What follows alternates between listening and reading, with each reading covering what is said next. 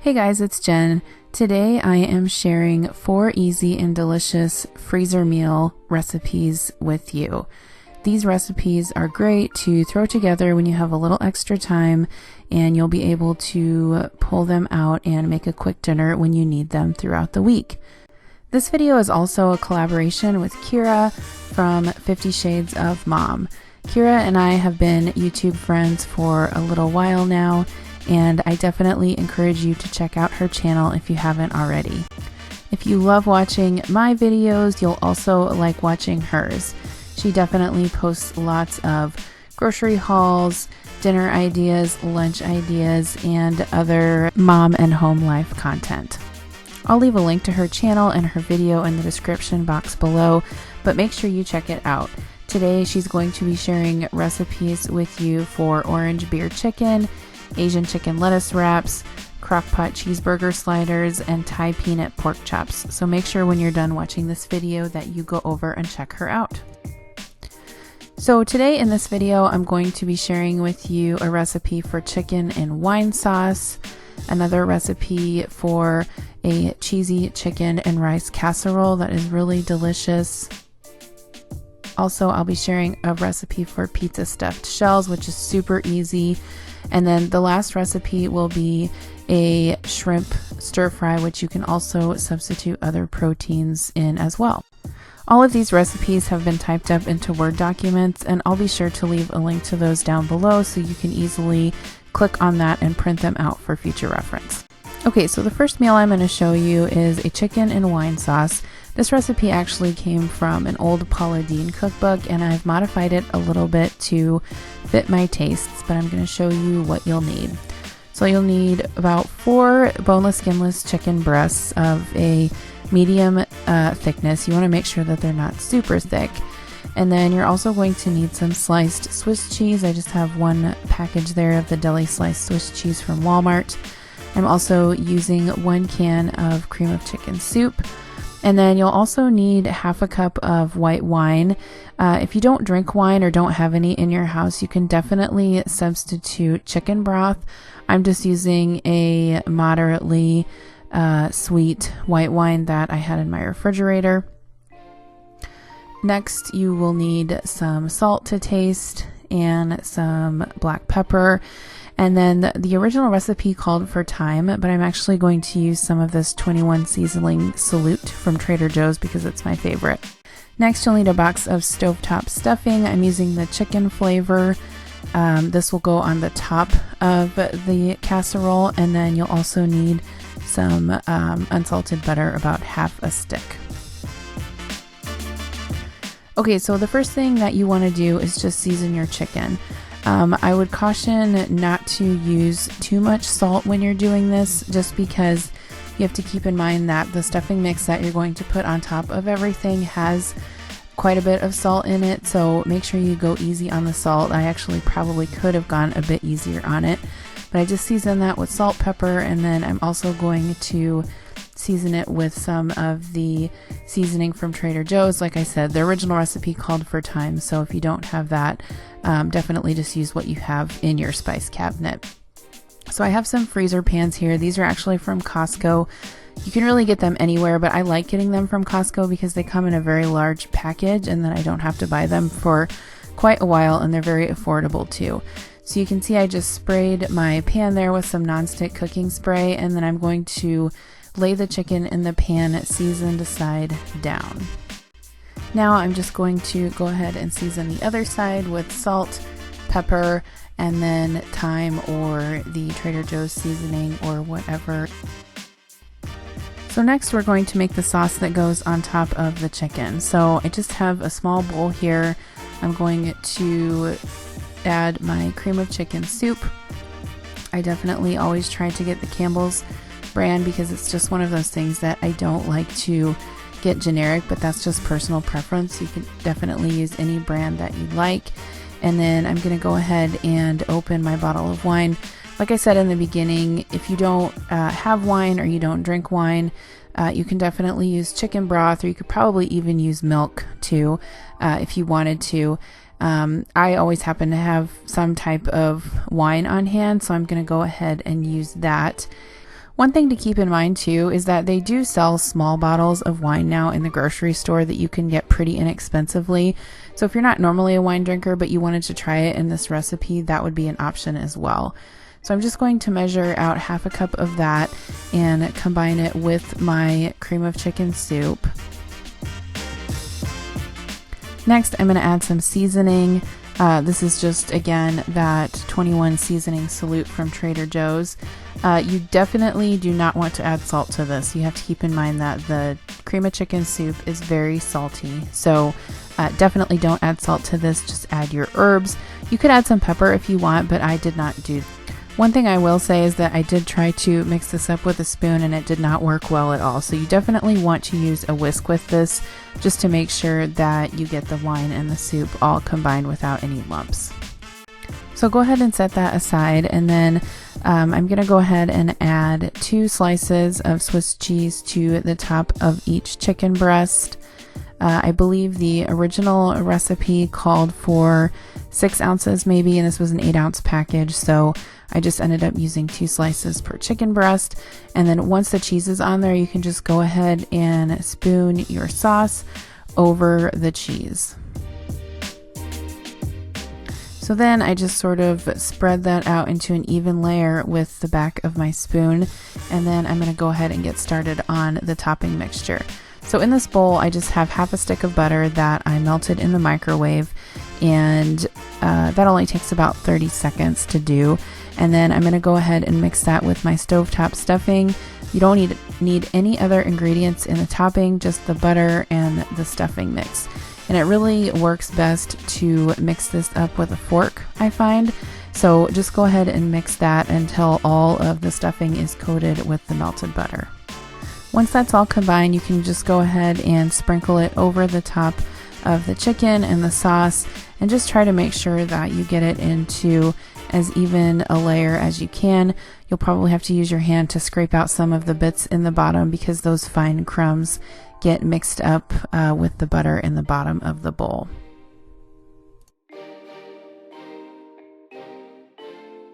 Okay, so here's a look at our completed casserole. Next, we're just going to go ahead and wrap it up, put some instructions on it, and throw it in the freezer. When I wrap up my freezer meals, I definitely like to wrap them in plastic wrap first before I put foil on, just because I think that, especially if they're going to be in the freezer for a while, it just adds a little bit more protection against freezer burn, but that's definitely personal preference. The other alternative would be to get some of those very large Ziploc bags, and then you could just wrap your pan in foil and then just pop it into one of those bags. But I didn't happen to have any of those on hand, so you can see I'm just adding the saran wrap and then adding the foil on top. One very important consideration is if you're going to use this method, make sure that you take that saran wrap off before you bake it, or you're going to have a huge mess in your oven and on your food. Normally I would use some sticker labels to add my instructions to the top of the foil, but I didn't have any of those on hand. So I'm just going to go ahead and put the contents on a little piece of note paper here. And then the instructions are that you want to thaw it overnight in the refrigerator. Maybe 24 hours would be better. And then bake at 350 for 60 minutes. So that is our first freezer meal completed. So I'm actually going to go ahead and pop this in the freezer with a bag of this broccoli with cheese sauce. That way, when I want to make it, I have a complete meal. No muss, no fuss, super easy, and will help me out definitely during the busy week ahead. Here's a look at what this dish looks like once it's baked up.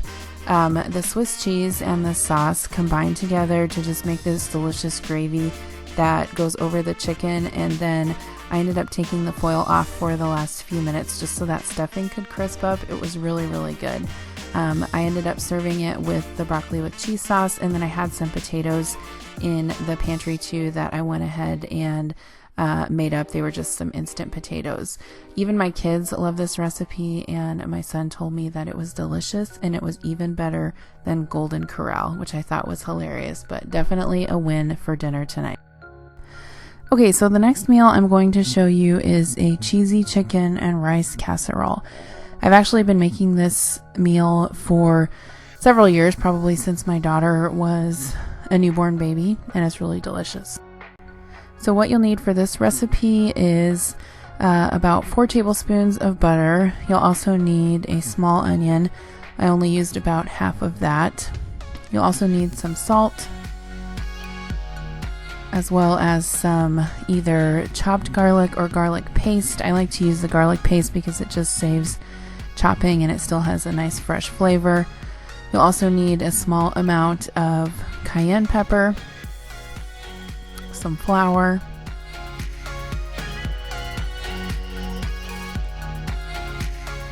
and then some chicken broth. You'll actually need about 6 cups of chicken broth, so I have 2 boxes here, or alternatively you could get 3 of the regular sized cans.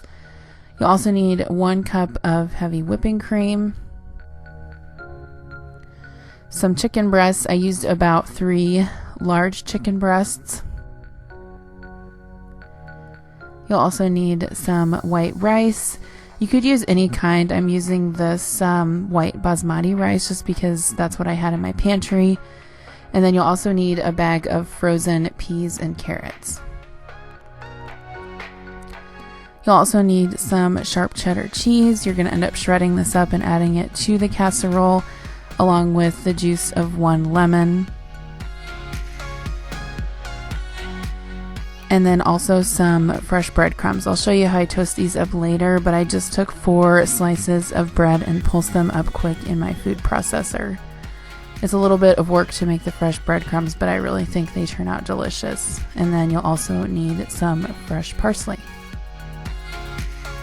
In addition, you'll need some pepper. I forgot that one part.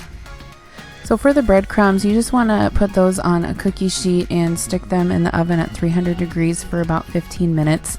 Just make sure that you're checking on them frequently because you want them to be dry and crisp but not burned. So I'm going to go ahead and start out the casserole by chopping up my onion. I always like to make sure that my onion is chopped up really fine just because that's how I prefer it, and I don't want my kids to be able to find onion and not eat their food. So once that's chopped up, you just want to go ahead and put it into a large pot with some of the butter, and then just go ahead and saute that all together until the onion gets soft. Make sure that you add some salt so that will help the onion to sweat out some of its moisture and cook a little bit faster. Next, I'm going to go ahead and shred my cheese. You could use pre-shredded cheese, but I always like to grate my own just because I feel like it melts a lot better and it just tastes better. So after that is shredded up, I'm going to go ahead and juice my lemon. I just have a small strainer there over a little bowl, and I'm just going to go ahead and juice all the juice that I can out of that lemon. This will end up going into the casserole with the cheese and the chicken, and it just adds a brightness to the dish. If you didn't have a lemon, you could try adding a few teaspoons of vinegar, but I would definitely try to use a lemon if you can.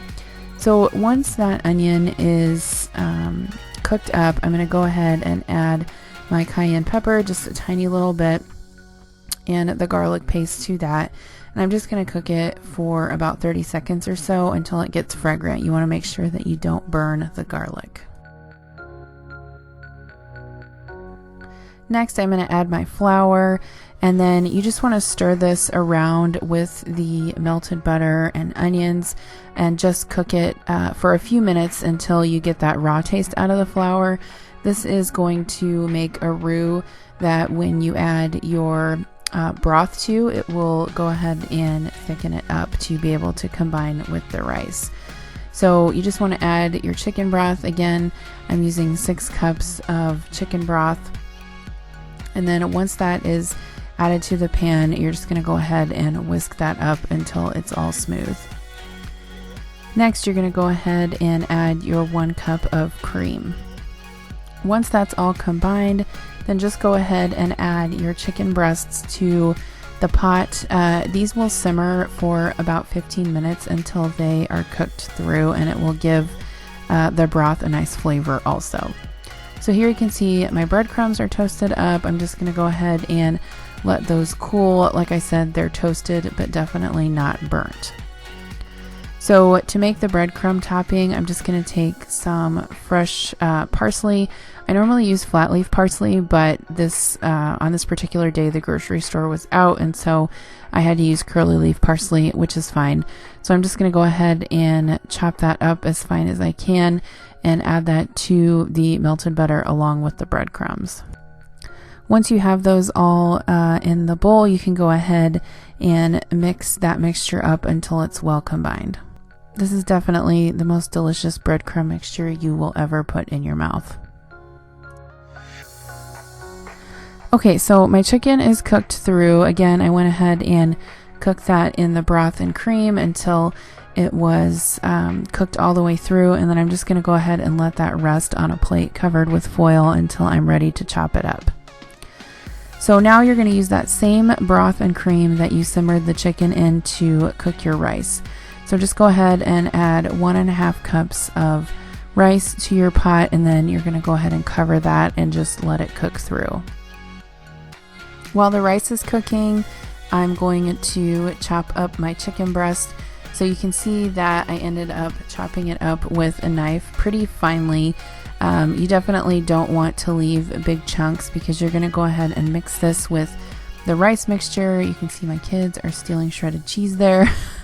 But once this gets mixed in with the casserole, you want to make sure that it is in bite-sized pieces.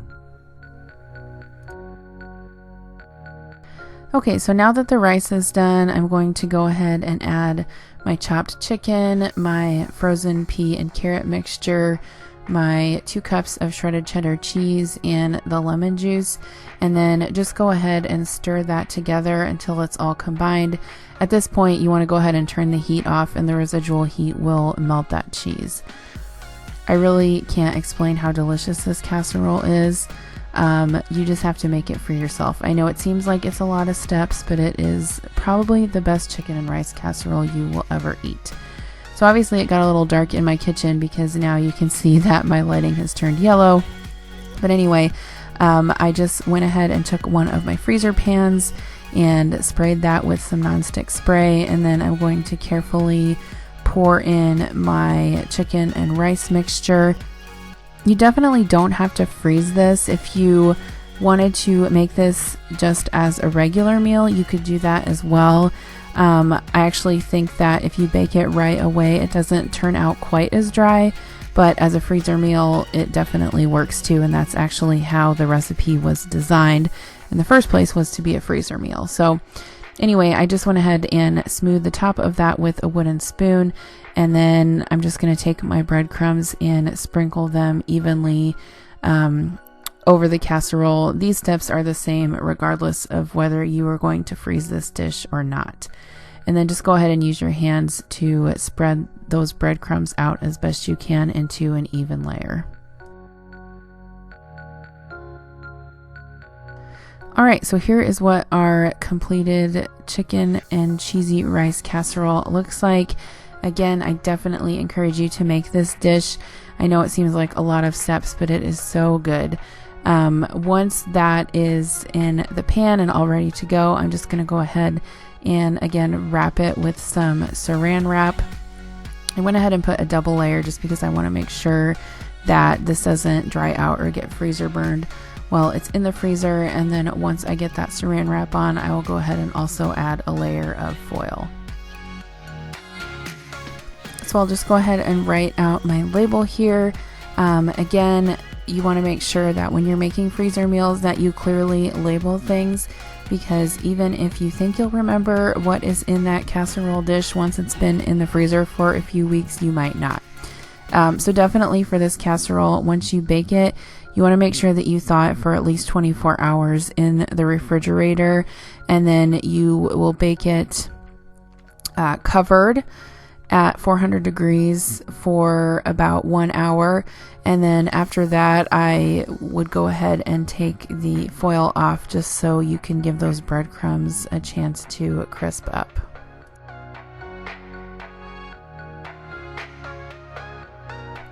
Here is what that casserole looks like baked up.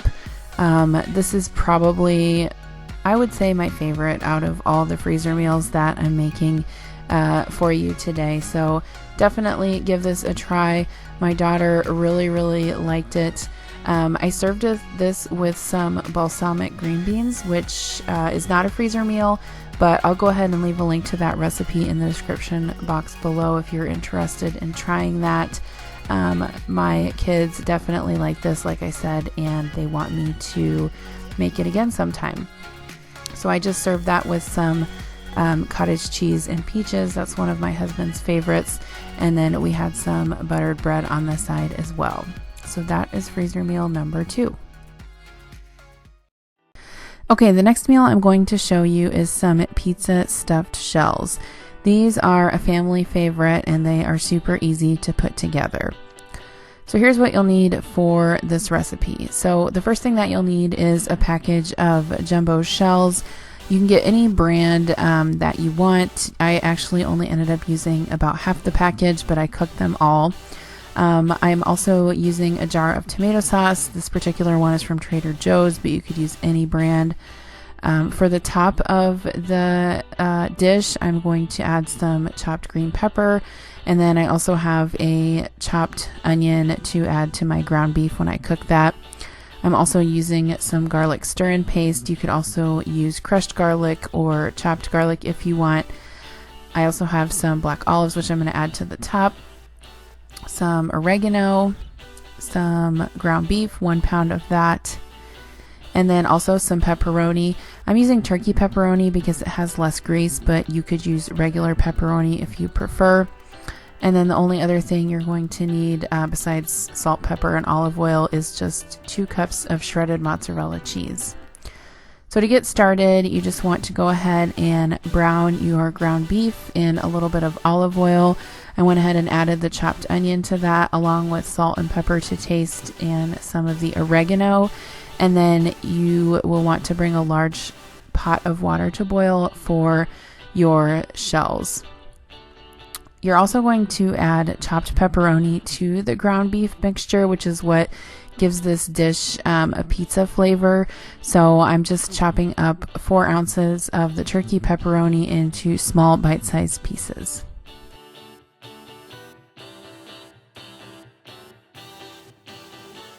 Once my ground beef was cooked up, I went ahead and drained that and added my chopped pepperoni. And then you just want to go ahead and cook that for maybe about 5 minutes over medium heat, or just until that pepperoni starts to heat through and crisp up a bit. It will also release some of its oil and just kind of give the hamburger a pizza taste as well. And then you can see I have my large shells boiling away there, about 4 minutes left on those. So I also am going to spread those out on a cookie sheet when they are done so that they have a chance to cool. So while I'm waiting for the shells to finish cooking, sorry for the camera shake here, I'm just going to go ahead and grate my mozzarella cheese.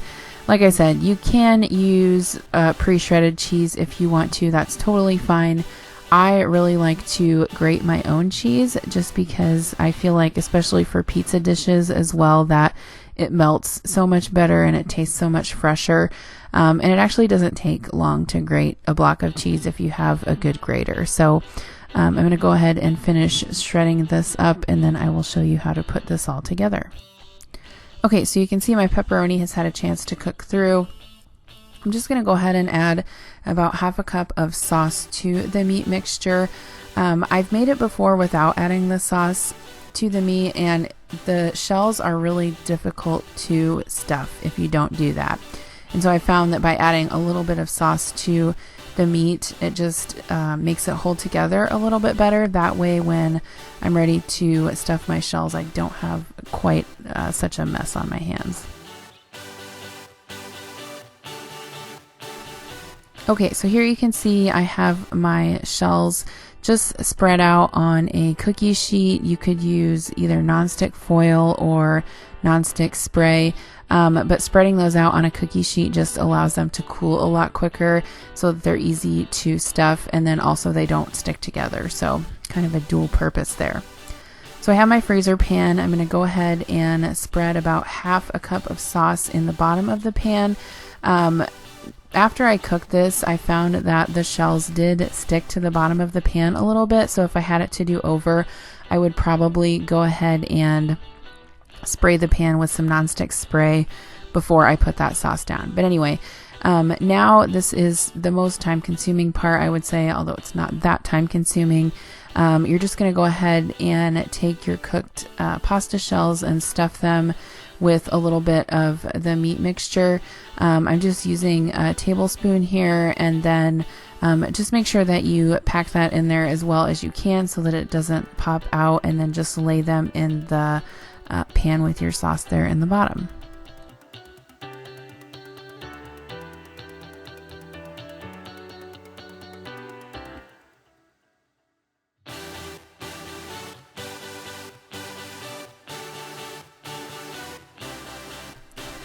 Okay, so once you have all those lined up in your pan, you're going to go ahead and take the remainder of your sauce and pour that over the shells. Especially if you're freezing this dish, you want to make sure that you don't skimp on the sauce, because that is going to ensure that your pasta doesn't dry out when you bake it later. So once you have that sauce poured over all the shells, then you're just going to top that with your shredded cheese, just like you would with a pizza. When I was doing this, I thought maybe I don't need all this cheese, but then I thought that is just crazy talk. Of course I need all this cheese. So I went ahead and added the full 2 cups to the top of the dish. And then on half of it, I put chopped pepper and black olive, because half of my family likes those things. And then my daughter really only likes pepperoni on her pizza. And so I just added that to the other half. Definitely, you could add anything that you like on your pizza to the top of this. If you wanted to add sliced mushrooms or sliced onions, or really anything that you put on top of pizza, you can definitely be creative here. I just did what our family prefers. Okay, so here's a look at the completed dish. I have my stuffed shells with the sauce on top and the cheese, along with some additional turkey pepperoni, some chopped green pepper, and some sliced olives. So next, I'm just going to go ahead and wrap this up. Again, I'm using a layer of plastic wrap along with a layer of foil. Next, I will make my label. These shells will bake at 350 degrees for about 45 minutes. You could try baking these from frozen. Typically, I like to thaw my freezer meals out, but I think this would be one that you could probably bake from frozen if you wanted to. Everything is cooked in there. You just need to heat it through and crisp up the cheese. The other thing I'm including with this meal is just a loaf of garlic bread. I'm going to go ahead and put that in the freezer along with my shells so that I have a complete meal when I'm ready for it.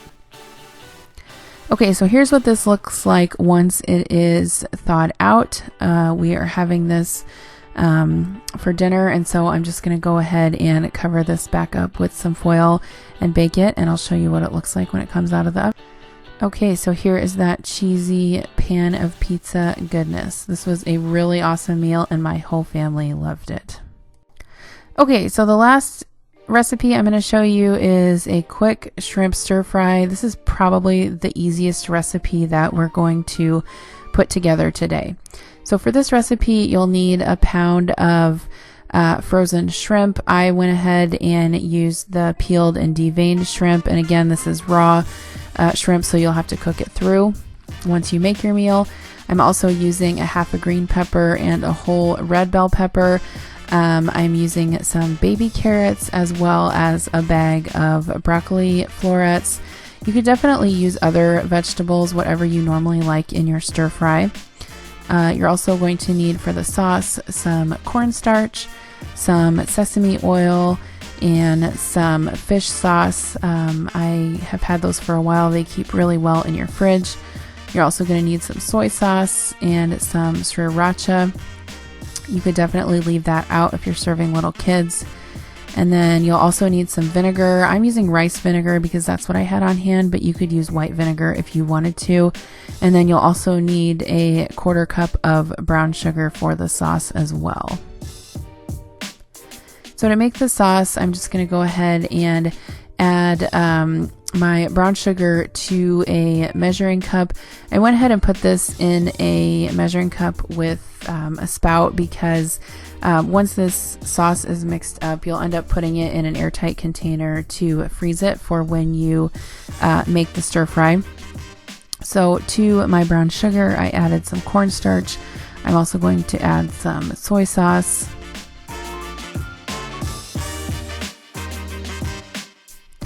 Next is some sriracha.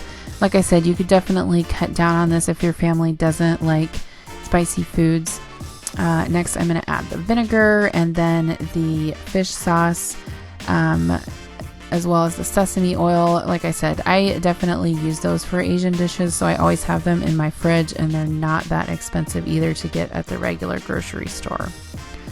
So once that sauce is whisked together, you're just going to go ahead and pour that into a airtight resealable container. I'm just using this small Gladware container, and then you'll go ahead and freeze that with the rest of your ingredients to make the stir fry. So for the vegetables, again, this is super easy. I am using, like I said, carrots, broccoli, and bell peppers. Probably if I make this again, I will definitely add some water chestnuts just because I really like those, and I didn't think of it and I didn't have any on hand, so I did not add them, but that's probably something I would add in the future. You could add sliced onion, you could add baby corn, you could add bok choy or mushrooms, anything really that you typically like in your stir fry. These are just the things that I had on hand and thought of and that my family likes. So I'm just going to finish chopping up my bell peppers. You definitely want to make sure that you leave these peppers in larger strips, otherwise they will definitely be too soggy once you cook them in the stir fry. So I also added my broccoli, which was already pre-cut and washed for me, and my carrots. I'm putting those all in a large Ziploc bag, and then I season them with salt, pepper, and just a drizzle of olive oil. That will just help when you go to stir fry them, that they don't stick to the pan. So I'm just kind of mixing that around a little bit in the Ziploc bag to make sure that all the vegetables get coated with that salt and pepper and olive oil. Once that's done, I'm just going to squeeze the air out of it, and then my vegetable portion of this dish is done.